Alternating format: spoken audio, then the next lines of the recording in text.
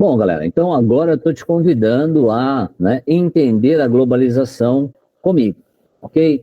Eu pensei nesta apresentação em abordar pelo menos 9 itens importantes, que vão passar por um conceito, pela ideia de origem do processo, por algumas características, e essas características vão dialogar com a questão da economia, com a questão da política, da ciência, dessa visão ou percepção que a gente tem de espaço-tempo, como é que isso vai interferir, ou como é que eu vou conseguir notar esse processo todo na sociedade e no meio ambiente. Então, bora lá. Primeiro item.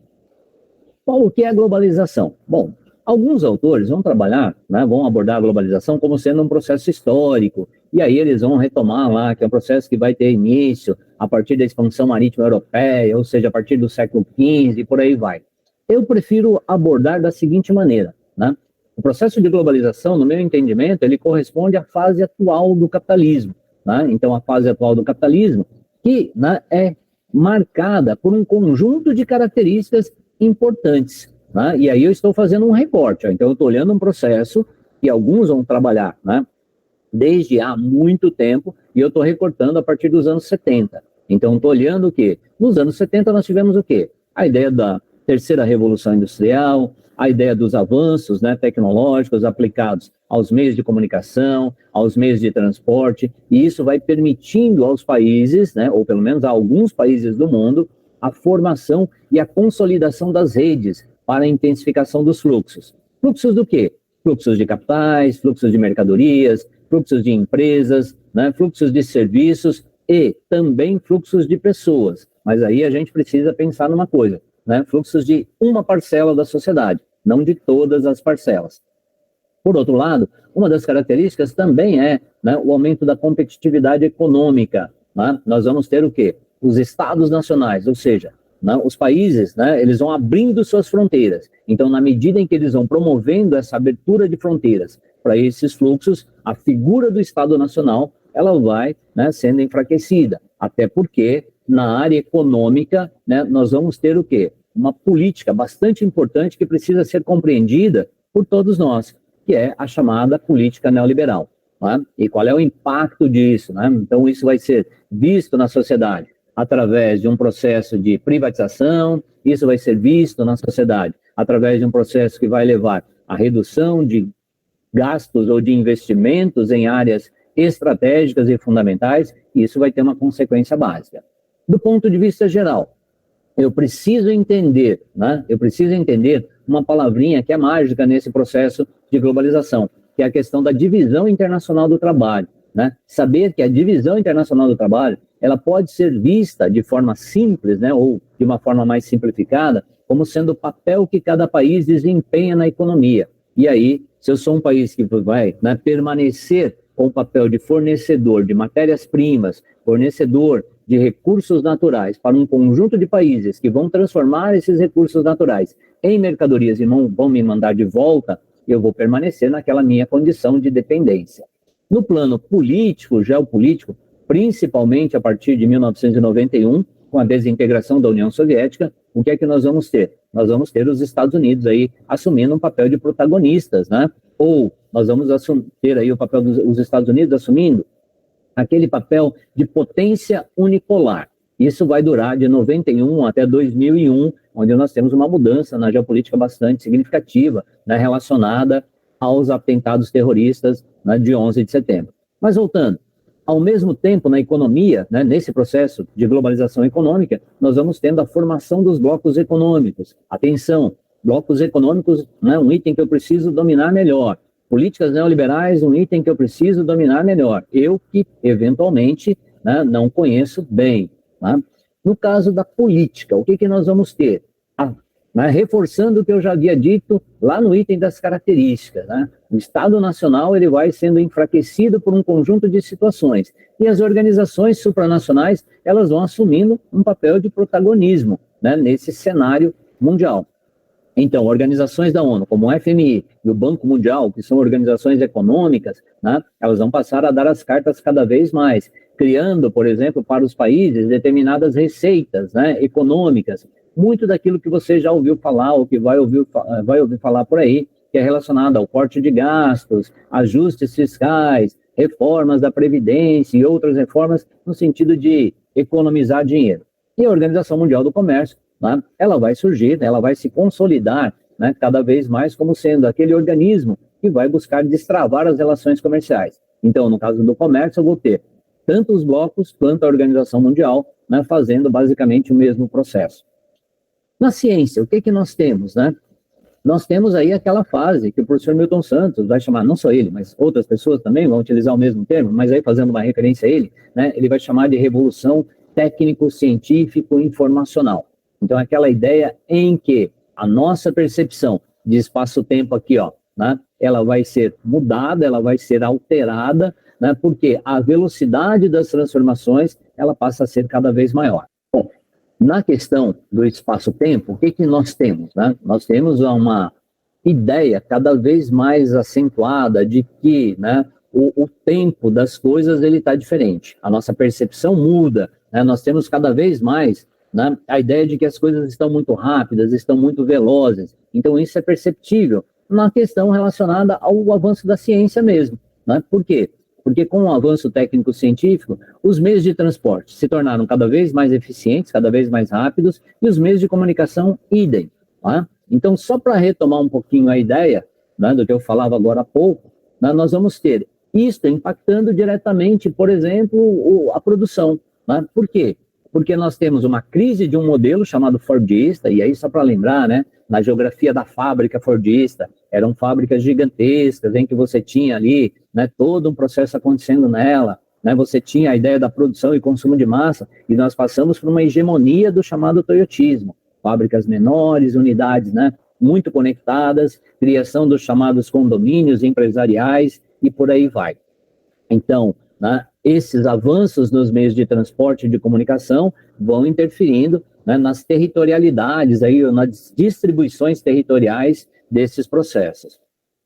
Sociedade, né, o que nós vamos ter? Nós vamos ter, né, aquele impacto significativo de que a globalização é vendida para as pessoas, é passada às pessoas como uma ideia de uma aldeia global, em que todo mundo tem que fazer uso, né, de tudo. Então você tem, né, uma busca de alguns setores ou de alguns grupos pela homogeneidade ou homogeneização cultural, né? Nós todos estamos inseridos ou somos, de certa forma, né, cobrados para sermos cada vez mais inseridos nessa sociedade de consumo, e isso vai causando, né, vários problemas que vão aparecer aí no item 9 relacionado ao meio ambiente. Mas, fundamentalmente, nós também temos, né, uma contraproposta, uma, né, resposta de um grupo da sociedade civil que, vendo o que está acontecendo, percebendo as limitações e percebendo, né, a intensidade dos problemas, essa parcela da sociedade civil passa a fazer ou a desempenhar, né, um papel mais ativo, um papel mais de protagonista no processo, a partir da criação das chamadas organizações não governamentais, ou seja, a partir da ação direta, né, num item que é chamado de terceiro setor. Então fica a dica aqui, ó. Já falei algumas palavrinhas importantes, né, alguns temas que você deve procurar conhecer bem, né? Citei o neoliberalismo, né, citei a ideia de enfraquecimento do Estado supranacional, né? Falei aqui a respeito do toyotismo e do impacto que a automação e a robotização vai ter, mas aqui também fica um destaque para esse papel das organizações não governamentais. No item meio ambiente, aí nós todos, né, já percebemos coisas muito importantes. A intensificação do consumo, né, dos recursos naturais tem colocado para a gente cada vez mais um desafio.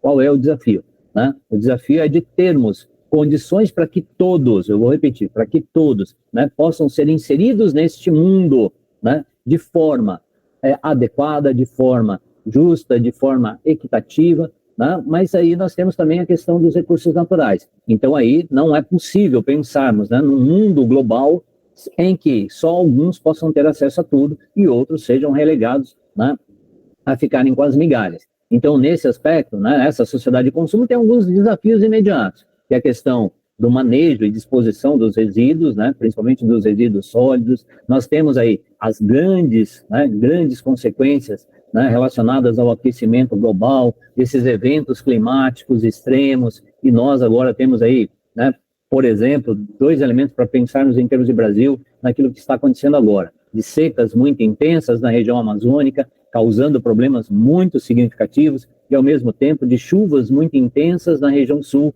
também causando, né, efeitos muito significativos. Então, galera, olha, de maneira geral, quando eu olho a globalização, eu tenho que pensar em várias perspectivas, né? E aí, é claro que assim, quando eu penso nas características, essas características, elas estão permeando todos os itens. Eu quis aqui fazer um recorte pensando em itens diferentes, como economia, como política, como meio ambiente, né, sociedade, cultura, para tentar facilitar. E aí, nesse instante, eu te convido a olhar comigo, né, aquilo que o professor Milton Santos falava a respeito da globalização, né, e uma de suas consequências, que é, né, o aumento das desigualdades sociais. E aí, então, o professor Milton Santos, ele diz o seguinte, que a globalização, num determinado momento, ela foi vendida para as pessoas como sendo uma fábula, né? Então, a ideia de que haveria uma difusão instantânea, né, de informações para todo mundo, que as pessoas teriam acesso, né, a isso, que teria um mercado que seria avassalador e que esse mercado seria capaz de homogeneizar, né, o planeta, que todo mundo teria acesso destas mercadorias, né, a estas mercadorias, desculpe, né, a estas tecnologias. Mas, na verdade, o que a gente percebe é o que está destacado aí em verde, né? Houve um aumento das diferenças locais. Então, aqueles países que não conseguiram avançar do ponto de vista da melhoria da infraestrutura, né, aqueles países que não conseguiram avançar do ponto de vista do desenvolvimento de suas mercadorias para poder, né, colocá-las no mercado global, esses países estão cada vez mais segregados, ou cada vez mais fora desse contexto dessa globalização. E aí vou ler aqui o texto do professor Milton Santos. Ele diz assim, ó, podemos indagar se não estamos diante de uma ideologização maciça, segundo a qual a realização do mundo atual exige como condição essencial o exercício dessas fabulações. O que ele está querendo dizer com isso? Ele está querendo dizer assim, olha, tem muita gente que vai continuar acreditando nisso, né? Que vai continuar dizendo assim, não, né, é importantíssimo para o mundo, né, que esse processo continue avançando e lá na frente, né, haverá, né, os benefícios para todos. Eu não creio que isso seja verdade. Aliás, quando nós olhamos a realidade, nós notamos nitidamente que isso não está acontecendo. E aí ele vai trazer, né, o contraponto. Ele diz, olha, aquilo que foi vendido como uma fábula, né, acabou se tornando uma fábrica de perversidades. Então ele fala, olha, quando nós olhamos para o mundo hoje, o desemprego se tornou crônico. A pobreza, apesar do aumento da produção de riquezas, né, ter acontecido e estar acontecendo, a pobreza tem aumentado. As enfermidades, o professor Milton Santos está falando isso muito antes, né, muito antes da pandemia, 2020. Tá? Então, assim, ele está falando, ó, as enfermidades estão se instalando, a mortalidade infantil permanece, a educação de qualidade é cada vez mais inacessível para uma parcela da população. E o consumo é cada vez mais representado aí como sendo fonte de felicidade. Então, ele está falando assim, ó, o sistema criou, né, uma perversidade, e essa perversidade ela está relacionada a essa adesão. Né? Então, o que eu estou tentando te propor aqui é um pouco, né, um pensamento no sentido oposto. Então, de pensarmos essa questão. Tá? Por outro lado, quando se fala de globalização, e aí caminhando para o encerramento, né, o que é que nós temos? Né? Já temos autores aí falando de um mundo da desglobalização. Por quê? Né? Porque aquela ideia dos fluxos, né, cada vez mais intensos, então o que, que nós temos aí que poderiam ser utilizados para justificar esse processo? Os países, mesmo aqueles que se intitulam, né, mais liberais, estão cada vez mais fechados em suas políticas protecionistas. Né? Se você quiser, dá uma olhada, por exemplo, no quanto os Estados Unidos colocam de subsídios à sua agricultura, cerca de 90 bilhões de dólares por ano. Se você quiser, dá uma olhadinha aí, enquanto é que os países da União Europeia, né, fazem da mesma maneira, com subsídios agrícolas, mais de 500 bilhões de euros por ano. E aí estão falando de livre mercado, aquela coisa toda. O mesmo acontece, por exemplo, no que diz respeito às pessoas, né? Vejam aí os países desenvolvidos ou ricos, o que eles têm adotado enquanto política, no sentido, né, de barrar os chamados imigrantes. Então, a Europa, por exemplo, vive uma crise humanitária, né, nesse item, e vários outros lugares. Eu não estou nem citando aí os aspectos relativos às guerras. Portanto, é isso. Né? Eu encerro por aqui a minha, né, participação contigo. Vou só retomar aqui, ó, do ponto de vista geral, né, esse mapa conceitual. Eu espero que ele tenha contribuído para o seu entendimento. Tem muita coisa? Tem muita coisa. É preciso fazer alguns recortes? Sim. Mas aí fica o convite, ó. Se você gostou da abordagem, né? Dá um sinal, faz lá, faz um comentário, clica aí, curte o vídeo, manda para o seu amigo, faz minutagem para ele, se for o caso. Fala assim, ó, ficou meio longo, mas se você pegar aqui, a partir do minuto X ao minuto Y, né, tem alguns recortes melhores. Eu agradeço demais a sua participação aqui comigo, né? Nós da Escolha estamos cada vez mais dispostos a empenharmos o nosso tempo, o nosso trabalho, para tentar te ajudar aí a fazer, né, leituras de mundo. A sua leitura, mas uma leitura cada vez mais qualificada, tá certo? Então, muito obrigado pela sua atenção, até uma próxima vez e sigamos em frente.